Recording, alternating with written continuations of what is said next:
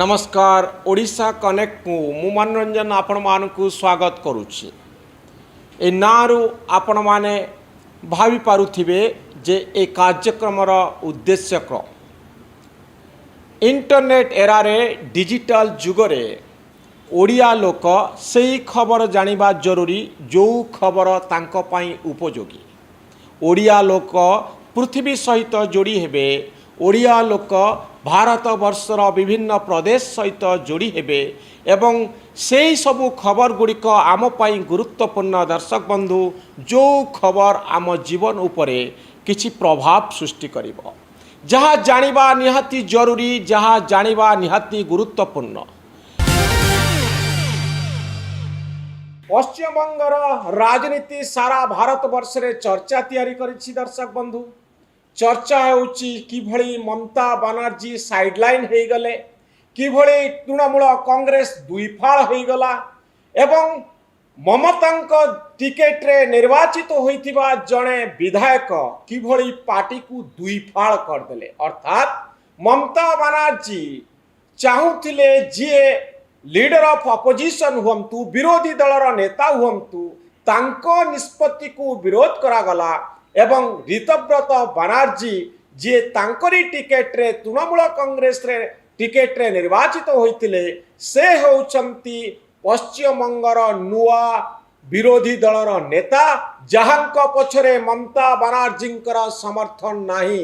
आज press conference रे ऋतव्रत कहउछंती ममता बनर्जी बहुत बड़ नेत्री, से आमर मार्गदर्शक हुंतु, जे दलर प्रतिष्ठाता, जहांक नेतृत्व रे तृणमूल कांग्रेस तीनोटी टर्म सरकार रे रहिला, से ममता बनर्जी वर्तमान आउ दलर केही नुहंती। अर्थात तृणमूल कांग्रेस को ममता बनर्जी ठारू पृथक करबा पाई प्रथम सोपान आज ठारू पड़िछि एवं जड़े नेता बाहरुचंती जे कहउचंती जे ममता बनर्जी साइड हो जातु, तृणमूल कांग्रेस वर्तमान आम हाथ रे।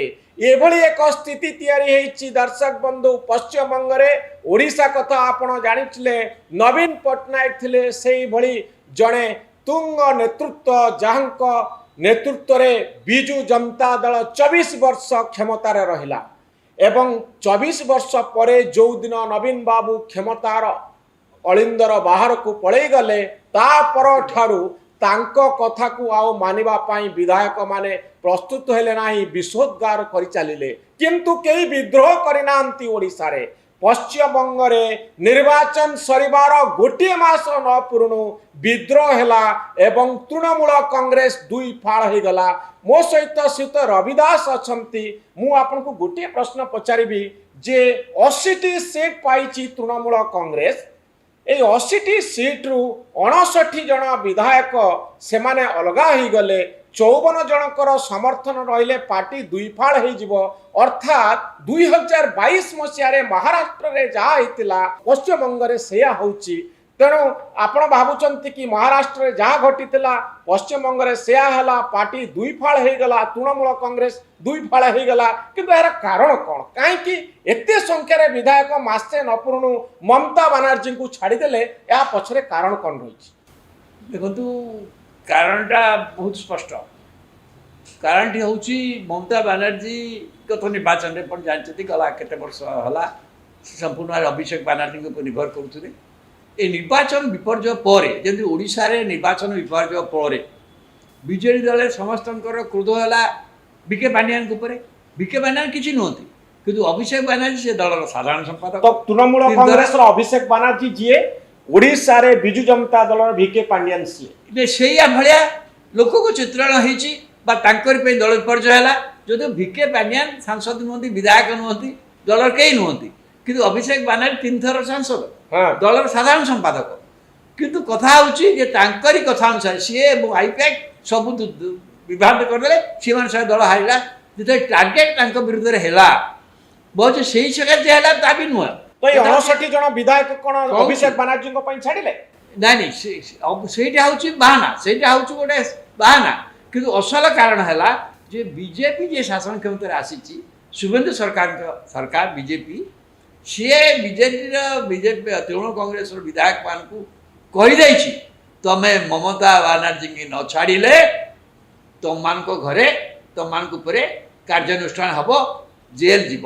କାହିଁକି ନା ସେମାନେ ଆଗରୁ ଏମଏଲଏ ଥିଲେ, ମନ୍ତ୍ରୀ ହେଇଛନ୍ତି, ତାଙ୍କ ବିରୁଦ୍ଧରେ ତ ଆପଣ କହୁଛନ୍ତି ବିଧାୟକ ମାନେ ଭୟରେ ମମତା ଭୟରେ ଭୟରେ ଆପଣ ଦେଖନ୍ତୁ ଆଜି ଯେତେବେଳେ ସେ ଦଳ ବିଭାଜନ ହେଇଯାଉଛି ସେଇ ସମୟରେ ଅଭିଷେକ ବାନାର୍ଜୀଙ୍କ ଘରେ ଇଡି ରେଡ୍ ହଉଛି। କଲିକତାର ଯେ ମାନେ ଏତେ ବର୍ଷ ଧରି ମମତା ବାନାର୍ଜୀ କାଉନସିଲର ମାନେ କେମିତି ଇସ୍ତଫା ଦେଇ ଯାଉଛନ୍ତି ଦେଖୁଛନ୍ତି କଲିକତା କାଉନସିଲର ମାନେ, କାହିଁକିନା ସବୁ କାଉନସିଲରଙ୍କୁ ଭୟଭୀତ କରାହେଉଛି। ମୁଁ କହୁଛି ଭୟଭୀତ କାହିଁକି କହୁଛି, କାହିଁକିନା ଅଧିକାଂଶ ବିଧାୟକ, ମୋର ଜଣେ ବନ୍ଧୁ ସାମ୍ବାଦିକ ବନ୍ଧୁ ଯାଇଥିଲେ ପଶ୍ଚିମବଙ୍ଗ ନିର୍ବାଚନ, ସେ ମୋତେ ଆସି କହିଛନ୍ତି ଯେ ପଶ୍ଚିମବଙ୍ଗରେ ଲୋକମାନେ ଆପଣ ଯେଉଁ ଭାବୁଛନ୍ତି ବିପ୍ଳବୀ ଲୋକ ବୋଲି, ସିଏ ଥିଲା ନକ୍ସଲ ବିପ୍ଳବ, ଅମକ ଡିଙ୍କି ବଗ ବିପ୍ଳବୀ ସ୍ୱାଧୀନ ସଂଗ୍ରାମ ଆପଣ ନାଁ ଶୁଣିଛନ୍ତି, କିନ୍ତୁ ସାଧାରଣ ଲୋକମାନେ ସେଠିକାର ଲୋକମାନେ ଭୟାଳୁ। ଏବଂ ତୃଣମୂଳ କଂଗ୍ରେସ ଯେତେବେଳେ ଲେଫ୍ଟ ଫ୍ରଣ୍ଟ ଥିଲା ତାଙ୍କୁ ସହିତ ଧମକେଇକି ରଖିଥିଲା, ତୃଣମୂଳ କଂଗ୍ରେସ ମଧ୍ୟ ଲୋକଙ୍କୁ ଧମକେଇକି ରଖିଥିଲା। ବିଜେପି ସିଏ କାଉଣ୍ଟର ଭାବ ସୃଷ୍ଟି କଲା, ଏତେ ସଂଖ୍ୟାରେ ଯେଉଁ ନେଇ ଆସିଲେ କେନ୍ଦ୍ରୀୟ ଫୋର୍ସ। ଆପଣ କେତେ କେନ୍ଦ୍ରୀୟ ଫୋର୍ସ ଥିଲେ ସାରା ଭାରତ ବର୍ଷର ନିର୍ବାଚନ, ଲୋକସଭା ନିର୍ବାଚନ ଯେତିକି ଫୋର୍ସ କେନ୍ଦ୍ରୀୟ ଫୋର୍ସ ନଥିଲା, କେବଳ ପଶ୍ଚିମ ବିଧାୟକ ମାନେ କଣ ପାଇଁ ଡରିଲେ ଏବଂ କଣ ସମସ୍ତେ ଦୁର୍ନୀତି କାଉଣ୍ଟର ଭାବ ସୃଷ୍ଟି କରାଗଲା। କାଉଣ୍ଟର ଭାବ ଏବଂ ସବୁ ପୁଲିସ ଅଫିସର ମାନଙ୍କୁ ଟ୍ରାନ୍ସଫର କରିଦେଲା। ତାଙ୍କର ଯେତେ ଥିଲେ ମମତା ବାନାର୍ଜୀଙ୍କ ଲୋକ ସମିତିକି ସବୁ ଟ୍ରାନ୍ସଫର କରିଦେଲେ, ନୂଆ ଲୋକ ଆସିଗଲେ ସିଆରପିଏଫ୍। ସେଠିକି ମଧ୍ୟ ଗୋଟେ ଭୟ ବାତାବରଣ, ଯେଉଁମାନଙ୍କୁ ସିଏ ଭୟ ଦେଖାଇକି ତାଙ୍କ ସପକ୍ଷରେ ରଖିଥିଲେ, କାଉଣ୍ଟର ଭୟ ଫଳରେ ଜିନିଷ ଆହୁରି ବିଗିଡ଼ି ମାନେ ପୁରାପୁରି ଦଳ ତ ହାରିଗଲା। କିନ୍ତୁ ବର୍ତ୍ତମାନ ମଧ୍ୟ ଏଇ ବିଧାୟକମାନଙ୍କୁ ମଧ୍ୟ ଯେଉଁମାନେ 80 ଜଣ ବିଧାୟକ, ତାଙ୍କୁ ସମସ୍ତଙ୍କର ଫାଇଲ ମହଜୁଦ ଅଛି ଏବଂ ସମସ୍ତଙ୍କୁ କୁହାଗଲା ଆଇଦର ତମେ ମମତା ବାନାର୍ଜୀକି ଛାଡ଼ିବ। କାହିଁକି ମମତା ବାନାର୍ଜୀ ବିରୁଦ୍ଧରେ ସ୍ଥାନ ନେଲେ, କାରଣ ମମତା ବାନାର୍ଜୀ ଯେଉଁଦିନ ନିର୍ବାଚନ ହାରୁଛନ୍ତି ସେଦିନ କ'ଣ କହୁଛନ୍ତି, ମୁଁ ଏଠି ପଶ୍ଚିମବଙ୍ଗରୁ ହାରିଗଲି ସତ, କିନ୍ତୁ ମୋର ନେକ୍ସଟ ଲଢ଼େଇ ହେବ ଦିଲ୍ଲୀରେ। ମମତାଙ୍କୁ ୱିକ୍ କରିବା ପାଇଁ, ମମତାକୁ ସବୁ ଦୃଷ୍ଟିରୁ ଦୁର୍ବଳ କରିଦେବା ପାଇଁ ଏଣ୍ଟାୟାର ପ୍ଲାନିଂ ନିଶ୍ଚିତ ଭାବରେ ବିଜେପି ଦ୍ୱାରା ହେଇଛି ଏବଂ ଶୁଭେନ୍ଦୁ ସେଇ ଅନୁସାରେ ବିଜେପି ବିଧାୟକମାନଙ୍କୁ କହିଛନ୍ତି। ଏଇ ଯେଉଁ ବିଧାୟକମାନେ କଲେ ଏବଂ ନିଜକୁ ତାଙ୍କର ଯାହା କରିଛନ୍ତି ସେମାନେ ଯିଏ ବର୍ତ୍ତମାନ ହେଇଛନ୍ତି ଦଳର ନେତା, ମୋର କ୍ୱେଶ୍ଚିନ୍ ଆପଣଙ୍କୁ ଯେ ଆପଣ ଭାବୁଛନ୍ତି ମମତା ବାନାର୍ଜୀଙ୍କ ଯୁଗ ସରିଗଲା ପଶ୍ଚିମବଙ୍ଗରେ? ମୁଁ ମମତା ଯେଉଁ ଯୁଗ ସରିଗଲା ମୁଁ କହିପାରିବିନି, କାହିଁକି ଯାହା କହିପାରିବିନି। କଂଗ୍ରେସର ଅବସ୍ଥା ଯାହା ହେଇଛି, ଯେତେବେଳେ ମମତା ବାନାର୍ଜୀ କଂଗ୍ରେସ ଛାଡ଼ିକି ନୂଆ କରିକି ତୃଣମୂଳ କଂଗ୍ରେସ କଲେ, କେତେ ଲୋକ ତାଙ୍କ ଥିଲେ, ବିଶେଷ ଲୋକ ଥିଲେ। ବୟସ 71 ମମତା ବାନାର୍ଜୀଙ୍କର, କିନ୍ତୁ ତାଙ୍କୁ ଲାଗିଲା କେତେ ବର୍ଷ, 98ରେ ଦଳ କଲେ, ତାଙ୍କୁ 2011 ପର୍ଯ୍ୟନ୍ତ ତାଙ୍କୁ ସଂଘର୍ଷ କରିବାକୁ ପଡ଼ିଲା। ବର୍ତ୍ତମାନ ତାଙ୍କ ବୟସ 71, 12 ବର୍ଷ କାଳ ତାଙ୍କୁ ସଂଘର୍ଷ କରିବାକୁ ପଡ଼ିଲା। ବର୍ତ୍ତମାନ ତାଙ୍କ ବୟସ ବଢ଼ିଯାଇଛି ନିଶ୍ଚିତ ଭାବେ, ତାଙ୍କ ବୟସ ନିଶ୍ଚୟ 70ରୁ ଅଧିକ। ସେଇ ଧରଣର ସେ ପରିଶ୍ରମ କରିପାରିବେ, ସେଇ ଧରଣର ପୋଲିସ ଲାଠି ମାଡ଼ି ଖାଇପାରିବେ, ଗୁଳି ମାଡ଼ ଖାଇବାକୁ ସେଇ ଧରଣ ବାହାରିବେ କି ନାହିଁ ମୁଁ ଜାଣିନି, କିନ୍ତୁ ତାଙ୍କର ଗୋଟେ ଲଢ଼ୁଆ ମନୋବୃତ୍ତି ଅଛି, ଏଇଟା ସମସ୍ତେ ଜାଣିଛନ୍ତି ଯୋଉଟା ନବୀନ ପଟ୍ଟନାୟକର ନାହିଁ। ତ ବିଧାୟକ ପଳେଇ ଗଲେ ବି, ପାର୍ଟି ଛିଞ୍ଚତ୍ର ହେଇଗଲେ ବି, ଦୁଇ ଭାଗରେ ବିଭକ୍ତ ହେଇଗଲେ ବି, ତେଣୁ କିନ୍ତୁ ତାଙ୍କ ଅବସ୍ଥା ଯେ ମମତା ବାନାର୍ଜୀ ଆଉ ତୃଣମୂଳ କଂଗ୍ରେସର ଅବସ୍ଥା ଯେ ବିପନ୍ନ ହେଇଯିବା ଫଳରେ ଜାତୀୟ ସ୍ତରରେ ଯେଉଁ ଲଢ଼ିବେ ବୋଲି ସେ ଭାବୁଥିଲେ, ତାଙ୍କୁ ଜାତୀୟ ସ୍ତରରେ ସେଇ ପ୍ରତିଷ୍ଠା ସେଇ ସମ୍ମାନ ଆଉ ମିଳିବ କି? ତାଙ୍କୁ ତ କହୁଥିଲେ ସିଏ ପ୍ରଧାନମନ୍ତ୍ରୀ, ଘର ସମ୍ଭାଳିବାକୁ ପଡ଼ିବ, ତାଙ୍କୁ ସମ୍ଭାଳ ପଡ଼ିବ। ଦ୍ୱିତୀୟ କଥା ହେଉଛି ଆପରେ ଏଇଟା କାହିଁକି କରୁଛି ବିଜେପି? ବିଜେପି ଏଇ ସାହସ କରୁଛି ମୁଖ୍ୟତଃ, ମୁଁ ସେଇଟା ମଧ୍ୟ ମୋର କହିଛି ଯେ ବିଜେପିଙ୍କା ଯଦି ଆସନ୍ତା 29 ଲୋକସଭା ନିର୍ବାଚନ ସେ ଭାବୁଛନ୍ତି ଯେତେବେଳେ ମମତା ୱିକ୍ ହେବା ଦରକାର। ନର୍ଥ ଇଣ୍ଡିଆରେ ତାଙ୍କର ଆସନ ବିଶେଷ ବଢ଼ିବାର ସମ୍ଭାବନା ନାହିଁ, ତେଣୁ ନୂଆ ଗ୍ରୀନର ପ୍ରାସାଦ ଯୋଉଥିପାଇଁ 240 ନୂଆ ଫିଲ୍ଡ ହେଉଛି ୱେଷ୍ଟବେଙ୍ଗଲ, ନୂଆ ଫିଲ୍ଡ ୱେଷ୍ଟବେଙ୍ଗଲ, ଦକ୍ଷିଣ ଭାରତ ଏପର୍ଯ୍ୟନ୍ତ ସେ ପ୍ରବେଶ କରିପାରେ। ମମତା ୱିକ୍ ହେବା ନିହାତି ଜରୁରୀ। ଗୋଟେ ପ୍ଲାନ୍ ମୁଁ ଭାବୁଛନ୍ତି କେବଳ ଏଇ ବିଧାୟକ ମାନେ ନିଜସ୍ୱ ଭାବରେ କରିଦେଲେ ତାହା ନୁହଁ, ଏହା ପଛରେ ବିଜେପିର ସମ୍ପୂର୍ଣ୍ଣ ସାହାଯ୍ୟ ସମର୍ଥନ ଏବଂ ସେମାନଙ୍କୁ ଯୋଗାଯୋଗ ନିଶ୍ଚିତ ଭାବରେ ରହିଛି। ନହେଲେ ଏଇ ବିଜେପିର ତୃଣମୂଳ କଂଗ୍ରେସ ବିଧାୟକ ମାନେ ହଠାତ୍ ଏଇ ସାହସ କରିନଥାନ୍ତେ। ସାହସ କରିବା କଥା ହେଉଛି ତାଙ୍କ ଭର। ଆଉ ଯିଏ ହେଇଛନ୍ତି ବର୍ତ୍ତମାନ ବିରୋଧୀ ଦଳ ନେତା, ସିଏ ତୃଣମୂଳ କଂଗ୍ରେସ ଗଢ଼ିଲା ବେଳେ ସେ ନଥିଲେ, ସେ ତୃଣମୂଳ କଂଗ୍ରେସ ଗଢ଼ିବାରେ ସେ ସିପିଏମ୍ରୁ ଆସିଛନ୍ତି। ସିପିଏମ୍ରୁ ଆସିଲା ପରେ ମଧ୍ୟ ମମତା ବାନାର୍ଜୀ ତାଙ୍କୁ ନେଇଥିଲେ ଏବଂ ତାଙ୍କୁ ବିଧାୟକ କରିଛନ୍ତି, ନେତା କରିଛନ୍ତି। କିନ୍ତୁ ସେଇ ଦୃଷ୍ଟିରୁ ଦେଖିବା ଗଲେ ତୃଣମୂଳ କଂଗ୍ରେସ ଗଢ଼ିବାରେ ସେ ନଥିଲେ, ତୃଣମୂଳ କଂଗ୍ରେସ ଗଢ଼ିବାରେ ସେ ନଥିଲେ। ସେ ଦଳ ତ୍ୟାଗ କରିକି ଆଉ ଗୋଟେ ଦଳକୁ ଆସିଛନ୍ତି। ବର୍ତ୍ତମାନ ପୁଣି ତୃଣମୂଳ କଂଗ୍ରେସ ଛାଡ଼ି ସେ ଆଉ ଗୋଟିଏ ଗୋଷ୍ଠୀ ତିଆରି କଲେ, ଅର୍ଥାତ୍ ତୃଣମୂଳ କଂଗ୍ରେସ ଦୁଇ ଭାଗରେ ବିଭକ୍ତ ହେଲା। ମମତା ବାନାର୍ଜୀଙ୍କ ପାଖରେ ପାଖାପାଖି 21 ଜଣ ବିଧାୟକ ଅଛନ୍ତି। ବାକି ବିଧାୟକ ମାନେ 59 ଜଣ ବିଧାୟକ ଆଜିର ଦିନରେ ତାଙ୍କର ବିରୋଧୀ ଭାବରେ ନିଜର ପରିଚୟ ତିଆରି କରିଥିବା ঋতବ୍ରତଙ୍କ ପାଖରେ ଅଛନ୍ତି। ଏ ହେଉଛି ପଶ୍ଚିମବଙ୍ଗର ରାଜନୀତି ଦର୍ଶକ ବନ୍ଧୁ। ଯେତେବେଳେ ତୃଣମୂଳ କଂଗ୍ରେସ 3ଟି ଟର୍ମ ସରକାରରେ ରହିଲା ପରେ 2 ଭାଗରେ ବିଭକ୍ତ ହୋଇଛି। ଯେତେବେଳେ ଇଲେକ୍ସନ ଗୋଟିଏ ମାସ ହେଇନାହିଁ ଏଭଳି ଏକ ବଡ଼ ବିପର୍ଯ୍ୟୟ ମମତା ବାନାର୍ଜୀ ମାତ୍ର 1/4 ଏମଏଲଏ ତ ଅଛନ୍ତି ମମତା ବାନାର୍ଜୀ, ମାତ୍ର 3/4 ତାଙ୍କ ବିରୁଦ୍ଧରେ, ଏକ ଚତୁର୍ଥାଂଶ ବିଧାୟକ ତାଙ୍କ ପାଖରେ, ଆଉ ଅନ୍ୟାନ୍ୟ ବିଧାୟକ ମାନେ ବିଜେପି ସମର୍ଥିତ ହୋଇ ବୋଧହୁଏ ପରବର୍ତ୍ତୀ ସମୟରେ ରହିବେ। ଏବଂ ବିଧାୟକ ମାନେ ଭାବୁଛନ୍ତି ଯେ ଯଦି ଆମେ ঋତବ୍ରତଙ୍କ ସାଙ୍ଗରେ ରହିବୁ ତାହେଲେ ଆମ ଉପରେ ଆଉ ଆକ୍ରମଣ ହେବ ନାହିଁ, ଇଡି ସିବିଆଇ ରେଡ୍ କରିବ ନାହିଁ, ଏବଂ ଆମେ ଯଦି ସରକାର ସହିତ ରହିବୁ ଆମର କିଛି କ୍ଷତି ହେବ ନାହିଁ। ମମତା ବାନାର୍ଜୀଙ୍କ ସହିତ ରହିଲେ ବିଭିନ୍ନ ପ୍ରକାର ସମସ୍ୟାର ସମ୍ମୁଖୀନ ହେବୁ, ଟର୍ଚର ହେବୁ, ଯୋଉଥିପାଇଁ ବଡ଼ ଧରଣର ବିପର୍ଯ୍ୟୟ ଘଟିଲା, ଯାହାର ଏକ ବଡ଼ ପ୍ରଭାବ ଜାତୀୟ ସ୍ତରର ରାଜନୀତି ଉପରେ ପଡ଼ିବ। ଏକ ରୋଚକ ସ୍ଥିତିରେ ପହଞ୍ଚିଛି ପଶ୍ଚିମବଙ୍ଗର ରାଜନୀତି। ଜୁନ୍ 6 ତାରିଖରେ ଇଣ୍ଡିଆ ମେଣ୍ଟର ବୈଠକ ହେଉଛି। ସେ ବୈଠକ ଯେତେବେଳେ ମମତା ବାନାର୍ଜୀ ଯିବେ ଏବଂ ଇଣ୍ଡିଆ ମେଣ୍ଟର ଅନ୍ୟ ଦଳମାନେ କ'ଣ କହୁଛନ୍ତି, ସେତେବେଳେ ଡିଏମ୍କେ ଆସିବ ନା ନାହିଁ ସେତେ ବଡ଼ ପ୍ରଶ୍ନ ରହିଛି। କିଏ ଆସିବ, ମମତା ବାନାର୍ଜୀ ଅରବିନ୍ଦ କେଜରିୱାଲ ଆସିବ କି ନାହିଁ ସନ୍ଦେହ ରହିଛି। କିନ୍ତୁ ଇଣ୍ଡିଆ ମେଣ୍ଟର ଅନ୍ୟ ଦଳମାନେ କ'ଣ ଆଭିମୁଖ୍ୟ ନେଉଛନ୍ତି ମମତା ବାନାର୍ଜୀ ବିଷୟରେ ଆଉ ଟିଏମ୍ସି ଉପରେ, ତା ମଧ୍ୟ ସ୍ପଷ୍ଟ ହେଇଯିବ। ହଁ, ଇଣ୍ଡିଆ ମେଣ୍ଟ କିଭଳି ଦୃଷ୍ଟିଭଙ୍ଗୀ ଗ୍ରହଣ କରୁଛି, ମମତା ବାନାର୍ଜୀଙ୍କୁ କେତେ ଗୁରୁତ୍ୱ ମିଳୁଛି ଏବଂ ମମତା ବାନାର୍ଜୀଙ୍କ ସପକ୍ଷରେ ପୁରା ଇଣ୍ଡିଆ ମେଣ୍ଟ ରହୁଛି କି ନାହିଁ। ପୂର୍ବରୁ ଅନେକ ପ୍ରକାରର କନ୍ଦଳ ସୃଷ୍ଟି ହେଇଥିଲା, ଅନେକ ପ୍ରକାରର ଡିଷ୍ଟର୍ବାନ୍ସେସ୍ ହେଇଥିଲା।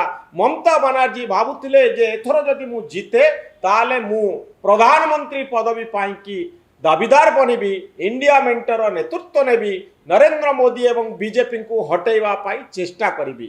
କିନ୍ତୁ ଫଳ ଓଲଟା ହେଲା, ସରକାର ଗଲା, ଏବେ ମମତା ବାନାର୍ଜୀଙ୍କର ପାର୍ଟି 2 ଫାଳ ହେଇଗଲା। ଏ ହେଉଛି ରାଜନୀତିର ସ୍ଥିତି। ସମୟ ସବୁବେଳେ ବଦଳୁଥାଏ, ପରିସ୍ଥିତି ସବୁବେଳେ ବଦଳୁଥାଏ, ଆଉ ବଦଳି ଯାଉଥିବା ସମୟରେ ନିଜକୁ ପ୍ରାସଙ୍ଗିକ କରି ରଖିବା ହେଉଛି ସବୁଠାରୁ ବଡ଼ ଚ୍ୟାଲେଞ୍ଜ।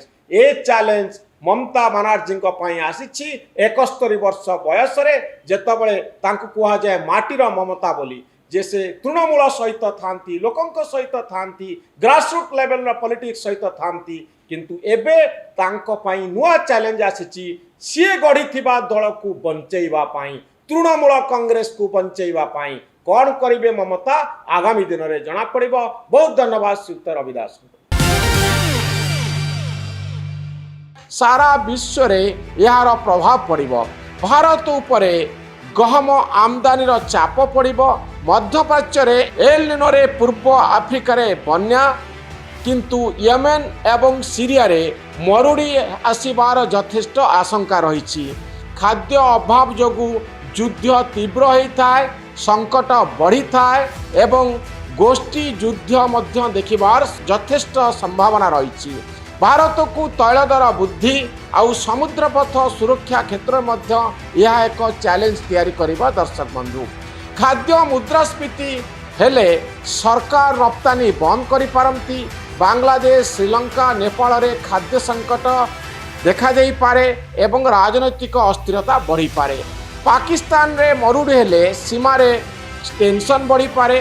ଭାରତ ସହିତ ପୃଥିବୀର ଅର୍ଥନୀତି ଏହାଦ୍ୱାରା ପ୍ରଭାବିତ ହୋଇପାରେ। ଭାରତୀୟ ପାଣିପାଗ ବିଭାଗ ଯେଉଁ ପୂର୍ବାନୁମାନ କରୁଛି ତାକୁ ଯଦି ଆପଣ ଆଲୋଚନା କରିବେ, ସେଥିରୁ ଗୋଟିଏ ତଥ୍ୟ ପାଇବେ ଯେ ଏ ବର୍ଷ ବର୍ଷା କମିବ, ମୌସୁମୀ ଦୁର୍ବଳ ରହିବ ଏବଂ ପୂର୍ବ ବର୍ଷ ତୁଳନାରେ ଏ ବର୍ଷ ବର୍ଷା କମିବାର ଯଥେଷ୍ଟ ସମ୍ଭାବନା ରହିଛି। ଦର୍ଶକ ବନ୍ଧୁ, ଏହା ପଛରେ କ'ଣ କାରଣ ଥାଇପାରେ? ଏଲ୍ ନିନୋକୁ ନେଇ ଚର୍ଚ୍ଚା ବଢ଼ୁଛି। ମୁଁ ପ୍ରଥମେ ଆପଣଙ୍କୁ ଏଲ୍ ନିନୋ ସମ୍ପର୍କରେ କହିବା ପାଇଁ ଚାହିଁବି। ଏଲ୍ ନିନୋ ମାନେ କ'ଣ? ପ୍ରଶାନ୍ତ ମହାସାଗରର ମଧ୍ୟ ଆଉ ପୂର୍ବ ଭାଗ ଅସ୍ୱାଭାବିକ ଭାବରେ ଗରମ ହୋଇଯିବା, ଯାହାଫଳରେ ଏଲ୍ ନିନୋର ସୃଷ୍ଟି ହୋଇଥାଏ। ଏହି ଏଲ୍ ନିନୋ ଯଦି ଆସୁଥାଏ ତାହେଲେ ଜଳବାୟୁ କ୍ଷେତ୍ରରେ ଏହାର ଏକ ବ୍ୟାପକ ପ୍ରଭାବ ରହିଥାଏ। 2 ରୁ 7 ବର୍ଷର ଅନ୍ତରରେ ଏହା ଥରେ ଥରେ ଆସିଥାଏ, 9 ରୁ 12 ମାସ ପର୍ଯ୍ୟନ୍ତ ରହିଥାଏ ଏବଂ ସାରା ବିଶ୍ୱର ପାଣିପାଗର ଚିତ୍ର ଆଉ ଚରିତ୍ରକୁ ବଦଳାଇବା ପାଇଁ ଏଲ୍ ନିନୋ ପାଖରେ କ୍ଷମତା ଥାଏ। आईएमडी रो तथ्य अनुसार 2026 रो जो पूर्वानुमान आसीची ए संपर्क रे आईएमडी डीजी मृत्युंजय महापात्र कहते जे सारा भारत जून रु सेप्टेम्बर मध्य जो वर्षा पाई थाए जो वर्षा होई थाए ताहा बिलो नॉर्मल रहिबो बा जो नॉर्मल वर्षा होई थाए जेतिकी वर्षा हबार कथा ता ठारू वर्षा कम रहिबो दीर्घकालीन हारे प्राय 90% वर्षा रहिबो एवं गत वर्ष तुलन में जदि आपण कंपेयर करती ताहले ए वर्षर वर्षा कम रहिबो एल निनो विकसित हेबार यथेष्ट आशंका रही आईएमडी अनुमान करुच्ची जे उत्तर ओडिशा मयूरभंज केन्दुझर बालेश्वर इत्यादि जिल्ला रे साधारण ठारू कम वर्षा रहिबो दक्षिण आउ केंद्रीय ओडिशा रे साधारण किमा सामान्य अधिक वर्षा ही पारे एलिनो विषय आम स्टेटमेंट अलरेडी दे सारी जे वर्ष मौसुमी समय एलिनो डेभलप होवार संभावना रही एवं यार प्रभाव हूँ जे भारत वर्ष मौसुमी जनित वर्षा जून सेप्टेम्बर मध्य साधारणतः जी होता है ए वर्ष ताठू कम होबार पूर्वानुमान ओडिशा कथा देखिले आम जो पूर्वानुमान जारी कर 29 तारिख में से पूर्वानुमान रही कौन नुआ पूर्वानुमान आसी ना जे उत्तर ओडिशा रे सामान्य कम वर्षा पूर्वानुमान करा जायछि दक्षिण ओडिशा एवं केंद्रीय ओडिशा रे सामान्य कि सामान्य अधिक वर्षा होबार संभावना रही जून सेप्टेम्बर मास कथा पूर्वानुमान बर्तमान करिछु परे पुणी पूर्वानुमान दिया जिवो प्रत्येक मास भितर भारत उपरे कौन प्रभाव रहिबो दर्शक बंधु कृषि क्षेत्र को जदि आमे आलोचना को नबा धान आखु कपा डाली यार उत्पादन सब कमिब जल भंडार खाली हेले रबी चाष भी विपद रे पड़ी पारे खाद्य सामग्री दर बढ़िब जाकू इकोनॉमिक्स भाषा रे अर्थनीतिर भाषा रे मुद्रास्फीति बोली कहा जाए मुद्रास्फीतिर जो प्रभाव आसिबो एथिरे इन्फ्लेशन बढ़िब बा मुद्रास्फीति बढ़िब ग्रामीण चाहिदा कमिब अर्थात लोकंक पाखरे टंका कमिजिब जोथिपाई आउ डिमांड रहिब नाही ग्रामीण चाहिदा कमिब कारण कृषि प्रभावित हब आउ अनुमान करा जाउछि जे भारत वर्षर मोट उत्पादन 0.51% कमिजिबार संभावना रही दर्शक बंधु पाग किभଳି रहिब अधिक ग्रीष्म प्रभाव रहिब मृदु शीत रहिब अर्थात शीत दिने मध्य एल निनोर प्रभाव रहिब शीत कमिजिब ग्रीष्म प्रभाव बढ़िजिब बंगोपसागर रे बात्या कम देखा जिवो आरब सागर रे शक्तिशाली बात्या आशंका करा जिवो उत्तर रे मरुड़ी आशंका रहिब जदि ओडिशा कथा को आपण देखिबे पानीय जल संकट देखा जिवो दक्षिण रे अनियमितता देखा जिवो वर्षा क्षेत्र रे बन्या आउ मरुड़ी दुईटार यथेष्ट आशंका रही दर्शक बंधु वर्तमान समय रे सारा विश्व युद्ध द्वारा प्रभावित हो रही पृथ्वी रे अनेक देश एई युद्ध जोगु एक खराब अर्थनीति को सामना करुछंती तेणु एतिकी बेले एल निनो आसीची जहाँ परिस्थिति को अधिक खराब करुची न्यूयॉर्क टाइम्स रो रिपोर्ट देखंतु दर्शक बंधु एल निनो संपर्क रे न्यूयॉर्क टाइम्स कौन कहूची एल निनो संपर्क रे न्यूयॉर्क टाइम्स कहूची जे El Nino doesn't start wars but it can worsen the conditions that fuel them दर्शक बंधु यूक्रेन रूस युद्ध एल निनो जोगु ग्लोबल खाद्य उत्पादन कमिले गहम सूर्यमुखी तेलर दर बढ़िब दर्शक बंधु कारण पाणीपाग उपरे कृषि निर्भर करिथाए पाणीपाग उपरे आमे समस्ते निर्भरशील एवं युद्धर परिस्थिति को यह बढ़े दे पारे आफ्रिका और मध्यप्राच्य रे खाद्य संकट बढ़िले शरणार्थी समस्या देखा जाय थाए या द्वारा अस्थिरता देखा जाय थाए एवं राजनैतिक अस्थिरता देश भितर सरकार को बदली देई थाए सरकार रे अस्थिरता तैयारी करि थाए एवं सामाजिक स्तर रे यार एक बड़ प्रभाव सृष्टि होता है सारा विश्व रे यार प्रभाव पड़िबो भारत उपरे गहम आमदानी रो चाप पड़िबो मध्यप्राच्य रे एल निनो रे पूर्व आफ्रिका रे बन्या किंतु येमेन एवं सीरिया रे मरुड़ी आसीबार यथेष्ट आशंका रही ଖାଦ୍ୟ ଅଭାବ ଯୋଗୁଁ ଯୁଦ୍ଧ ତୀବ୍ର ହୋଇଥାଏ, ସଂକଟ ବଢ଼ିଥାଏ ଏବଂ ଗୋଷ୍ଠୀ ଯୁଦ୍ଧ ମଧ୍ୟ ଦେଖିବାର ଯଥେଷ୍ଟ ସମ୍ଭାବନା ରହିଛି। ଭାରତକୁ ତୈଳ ଦର ବୃଦ୍ଧି ଆଉ ସମୁଦ୍ରପଥ ସୁରକ୍ଷା କ୍ଷେତ୍ରରେ ମଧ୍ୟ ଏହା ଏକ ଚ୍ୟାଲେଞ୍ଜ ତିଆରି କରିବା। ଦର୍ଶକ ବନ୍ଧୁ, ଖାଦ୍ୟ ମୁଦ୍ରାସ୍ଫୀତି ହେଲେ ସରକାର ରପ୍ତାନି ବନ୍ଦ କରିପାରନ୍ତି। ବାଂଲାଦେଶ, ଶ୍ରୀଲଙ୍କା, ନେପାଳରେ ଖାଦ୍ୟ ସଂକଟ ଦେଖାଯାଇପାରେ ଏବଂ ରାଜନୈତିକ ଅସ୍ଥିରତା ବଢ଼ିପାରେ।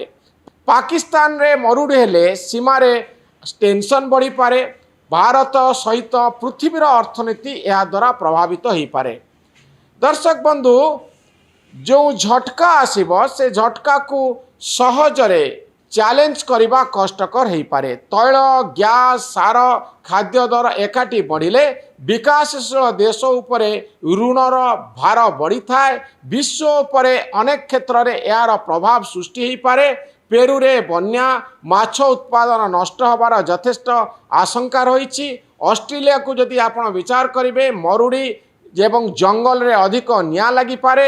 2015 ମସିହାରେ 26 ଲକ୍ଷ ହେକ୍ଟର ଜଙ୍ଗଲ ପୋଡ଼ିଥିଲା। ଦର୍ଶକ ବନ୍ଧୁ, ଅଷ୍ଟ୍ରେଲିଆରେ ଏଲ୍ ନିନୋ ବିଶ୍ୱ ତାପମାତ୍ରାରେ 0.2 ସେଲସିୟସ୍ ଅଧିକ ବଢ଼େଇ ଦେଇପାରେ। 23-24 ମସିହାରେ ପୃଥିବୀ ପ୍ରଥମ ଥର ପାଇଁ 1.5 ଡିଗ୍ରୀ ସେଲସିୟସ୍ ପାର କରିଥିଲା। ଏଲ୍ ନିନୋ ଆସିଲେ ଭାରତରେ 90% ବର୍ଷା, ଓଡ଼ିଶାରେ ଉତ୍ତର ଭାଗରେ ଅଧିକ ବିପଦ ହୋଇପାରେ। ଯୁଦ୍ଧଗ୍ରସ୍ତ ଦୁନିଆରେ ଏହା ଖାଦ୍ୟ ତୈଳ ସଂକଟକୁ ବଢ଼ାଇ ଦେଇପାରେ ଏବଂ ଅସ୍ଥିରତାକୁ ବଢ଼ାଇ ଦେଇପାରେ। ନ୍ୟୁୟର୍କ ଟାଇମ୍ସ କହୁଛି it is a threat multiplier, ଅର୍ଥାତ୍ ଯେଉଁ ସଂକଟ ରହିଛି ସେ ସଂକଟକୁ ବହୁ ଗୁଣରେ ବଢ଼େଇ ଦେବ। ଏହା ସମସ୍ୟା ସୃଷ୍ଟି କରେ ନାହିଁ କିନ୍ତୁ ରହିଥିବା ସମସ୍ୟାକୁ ବଢ଼େଇ ଦିଏ। ଦର୍ଶକ ବନ୍ଧୁ, ଏ ହେଉଛି ଏଲ୍ ନିନୋର ପ୍ରଭାବ। IMD ଅନୁମାନ କରୁଛି, ପାଣିପାଗ ବିଭାଗ ଅନୁମାନ କରୁଛି ଯେ ଏ ବର୍ଷ ଏଲ୍ ନିନୋ ଆସିବ, ଯାହାର ଏକ ଜବରଦସ୍ତ ପ୍ରଭାବ ପାଣିପାଗ ଉପରେ ପଡ଼ିବ। ପାଣିପାଗ ଯଦି ପ୍ରଭାବିତ ହୁଏ ତାହେଲେ ଖାଦ୍ୟ ସହିତ ସାମାଜିକ ଅସ୍ଥିରତା, ରାଜନୈତିକ ସ୍ତରରେ ମଧ୍ୟ ଏହାର ପ୍ରଭାବ ପଡ଼ିବ। ଯେଉଁ ବ୍ୟକ୍ତି ଯୁବକ ଅବସ୍ଥାରେ ଅପରାଧ କରିଥିବ, ସେ ଜୀବନର ଶେଷ ପାହାଚରେ ପହଞ୍ଚି ଯାଇଥିବ, ସେତେବେଳେ ସେ ଦଣ୍ଡର କିଛି ମୂଲ୍ୟ ନାହିଁ ଏବଂ ସେତେବେଳେ ଅପରାଧୀ ପ୍ରତି ଆପଣଙ୍କର ସହାନୁଭୂତି ଆସିବ। ଯେଉଁ ବ୍ୟକ୍ତି ପ୍ରତି ଆପଣଙ୍କର ସହାନୁଭୂତି ଆସିବ ତାକୁ ଆପଣ ଜେଲରେ କେତେ ଦିନ ରଖିବେ? ଅର୍ଥାତ୍ ପୁରା ନ୍ୟାୟ ବ୍ୟବସ୍ଥାର ଗୁରୁତ୍ୱ ଏଇଠି ଶେଷ ହେଇଗଲା। ଏଭଳି ନ୍ୟାୟର କୌଣସି ଆବଶ୍ୟକତା ନାହିଁ। ଯେଉଁ ନ୍ୟାୟ 85 ବର୍ଷ ବୟସରେ ଜଣକୁ କାରାଦଣ୍ଡ ଦିଏ, ଯେଉଁ ନ୍ୟାୟ 34 ବର୍ଷ ଧରି ଜଣେ ବ୍ୟକ୍ତିକୁ ଗୋଟିଏ ପରିବାରକୁ ଅପେକ୍ଷା କରାଏ, ଯେଉଁ ନ୍ୟାୟ 34 ବର୍ଷ ଧରି ଚାଲିଥାଏ ତାରିଖ ପରେ ତାରିଖ ଆସୁଥାଏ, ସେଭଳି ନ୍ୟାୟ ବ୍ୟବସ୍ଥା ଆମ ପାଇଁ ଗ୍ରହଣଯୋଗ୍ୟ କି? ଦର୍ଶକ ବନ୍ଧୁ, ଗୋଟିଏ କେସ୍ ଅଦାଲତରେ ଫୈସଲା ହେବା ପାଇଁ କେତେ ଦିନ ସମୟର ଆବଶ୍ୟକତା ଥାଏ? ବର୍ଷେ, 2 ବର୍ଷ, 5 ବର୍ଷ, 10 ବର୍ଷ, 15 ବର୍ଷ, 20 ବର୍ଷ, 25 ବର୍ଷ, 30 ବର୍ଷ, ଏପରିକି 34 ବର୍ଷ। ଦର୍ଶକ ବନ୍ଧୁ, ମୁଁ ଜଣେ 85 ବର୍ଷ ବୟସର ବୃଦ୍ଧଙ୍କର କାହାଣୀ ଆପଣଙ୍କ ସାମ୍ନାରେ ରଖିବା ପାଇଁ ଚାହିଁବି, ଯାହାଙ୍କର ବୟସ ହେଉଛି 85 ବର୍ଷ ଏବଂ ସେ ବିହାରର ବୈଶାଳୀ ଜିଲ୍ଲାରେ ରୁହନ୍ତି, ଯିଏ ବାର୍ଦ୍ଧକ୍ୟ ଜନିତ କାରଣରୁ ଚାଲିବା ଯାହାଙ୍କ ପାଇଁ କଷ୍ଟକର ହୋଇପଡ଼ୁଛି। ଦର୍ଶକ ବନ୍ଧୁ, ସେଇ ବ୍ୟକ୍ତି ଜଣକ, ଯାହାଙ୍କର ନାଁ ହେଉଛି ଦୀପ ରାୟ, 34 ବର୍ଷ ତଳେ ଏକ ଘଟଣାରେ ଫସିଥିଲେ ବା ସେ ସମ୍ପୃକ୍ତ ହୁଏତ ଥିଲେ, ଯାହାଙ୍କୁ କୋର୍ଟ ରାୟ ଦେଇଛନ୍ତି ସେହି ଘଟଣା ସମ୍ପର୍କରେ, ଯାହା 34 ବର୍ଷ ତଳେ ଘଟିଥିଲା। ଏକ ମରଣାନ୍ତକ ଆକ୍ରମଣ। ଆର୍ମସ ଆକ୍ଟରେ ଦୀପ ରାୟ ବୁକ୍ ହୋଇଥିଲେ ଏବଂ 34 ବର୍ଷ ପରେ ଫୈସଲା ଆସିଲା ଏବଂ ତାଙ୍କୁ ଜେଲ୍ ଯିବା ପାଇଁ ପଡ଼ିଲା। ଅବଶ୍ୟ ପରବର୍ତ୍ତୀ ସମୟରେ ତାଙ୍କୁ ଜାମିନ ମିଳିଯାଇଛି ବୟସ ଅଧିକ ହୋଇଯିବା କାରଣରୁ। କିନ୍ତୁ ବଡ଼ କଥା ହେଉଛି, ଏହା ଅନେକ ଗୁଡ଼ିଏ ପ୍ରଶ୍ନ ସୃଷ୍ଟି କରୁଛି ଯେ 34 ବର୍ଷ ଭିତରେ ଏହି ବ୍ୟକ୍ତି ଜଣକ କେତେ ପ୍ରକାରର ମାନସିକ ସମସ୍ୟା ଦେଇ ଗତି କରିଥିବେ। ଦର୍ଶକ ବନ୍ଧୁ, ଗୋଟିଏ କେସ୍ जो जड़े भूल करिसंती से भूल पाई कौन दंड दरकार तार फैसला शीघ्र हो जिबा दरकार जोठी पाई सुप्रीम कोर्ट रा मुख्य विचारपति सूर्यकांत कहिथिले the justice delayed is not justice denied but justice destroyed अर्थात न्याय व्यवस्था को न्याय को आम संपूर्ण भाव में नष्ट करदेले तार गुरुत्व को नष्ट करदेले आमे सब आगर पढ़ी आसीचु जे जदि विलंबित न्याय हुए ताहले ताहा न्याय नुहे justice delayed is justice denied किंतु जस्टिस सूर्यकांत कहउचंती justice delayed is not justice denied but justice destroyed.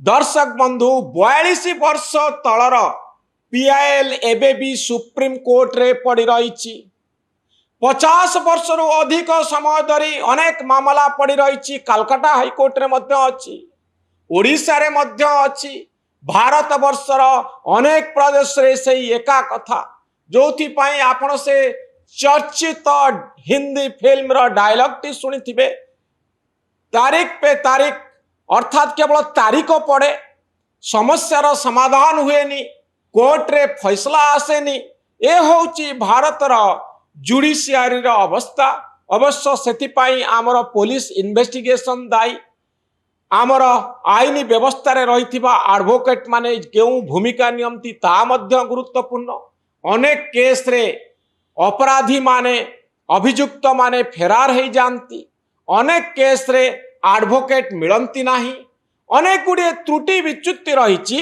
गोटे मामला 34 वर्ष धरी चलिबो काहींकी एई प्रश्न को नहीं अनेक समय रे वितर्क होउची एवं आपण माने जानिछंती जे वर्ष वर्ष धरी जामीन पाई नथिबा व्यक्ति जो माने जेल रे अछंती से तो गोटे कथा अनेक व्यक्ति अछंती जामीन पाई आवश्यक होतिबा टंका देई पारु नाहंती 5,000 10,000 15,000 अल्प टंका पाई मध्य मास मास धरी अजथारे जेल रे रहिबा पाई पड़ुची ए संपर्क रे किछि वर्ष तले भारत वर्षर राष्ट्रपति द्रौपदी मुर्मू प्रश्न उठैथिले गोटिए बैठक रे गोटिए समावेश रे जो समावेश रे सुप्रीम कोर्ट रो जज माने मध्य उपस्थित थिले से कहवा पाई चाहुथिले छोट छोट अपराध रे वर्ष वर्ष धरी आदिवासी अंचलर लोक माने जेल रे रहउचंती।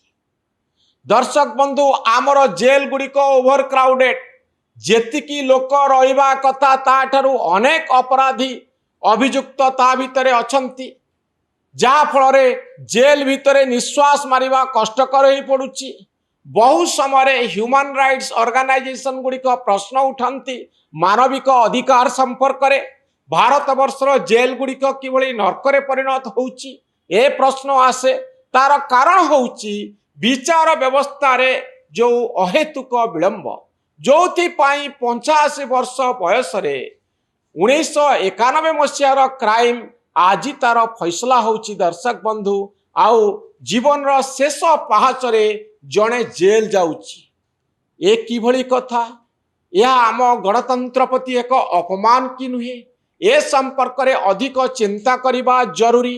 ए फोटोटी सारा भारत वर्ष रे चर्चा तैयारी करिछि जे एभली विलंबित न्याय आमको आम अधिकार ठारू छिंडेई रहउछि अर्थात आमको आमर अधिकार मिलिबारे ए होउछि सबुठारू बड़ प्रतिबंधक।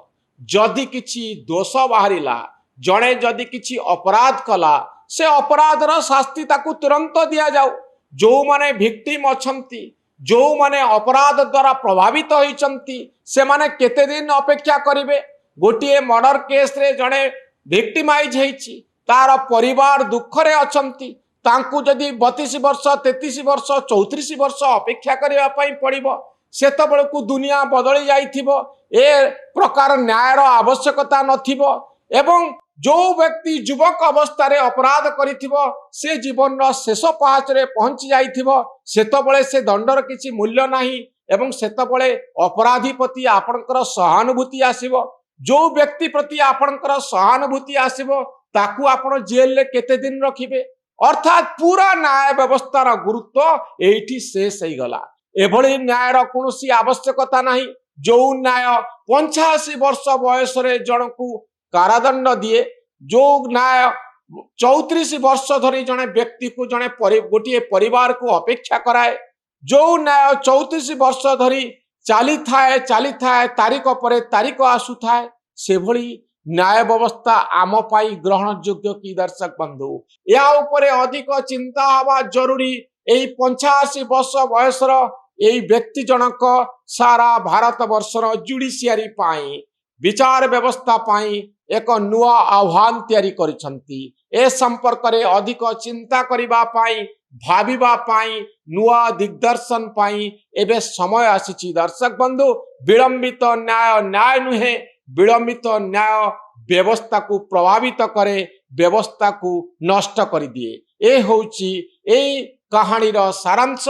आशा करिबा एभली न्याय व्यवस्था रे परिवर्तन हेबो एवं भारत वर्ष नुआ दिशारे चलिबो।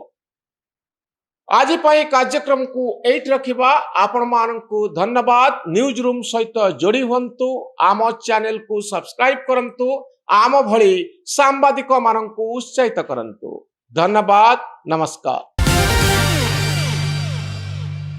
अनेक प्रकार खबर आपणक पाखरे प्रतिदिन पहुँचुछि।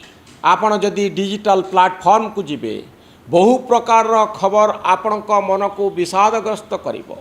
एते इनफॉरमेशन नहीं आपण करिवे कौन दर्शक बंधु। तेणु से ही खबरटी जानतु, जो खबरटी आजिर सबुठारु बड़ खबर, जो खबरटी आपणक पाई उपयोगी, आउ जो खबर जानिले आपणक जीवन रे किछि परिवर्तन आसिबो बा जीवन रे यह एक गुरुत्व वहन करिवो। सेही बड़ी एक प्रयास करुछु ओडिशा कनेक्ट माध्यम रे दर्शक बंधु। आशा करिबु आपण माने मतामत रखिबे एवं नुआ नुआ खबर को भिन्न भिन्न शैली रे आपणक पाखरे पहुँचेवा पाई आमे चेष्टा करिबु।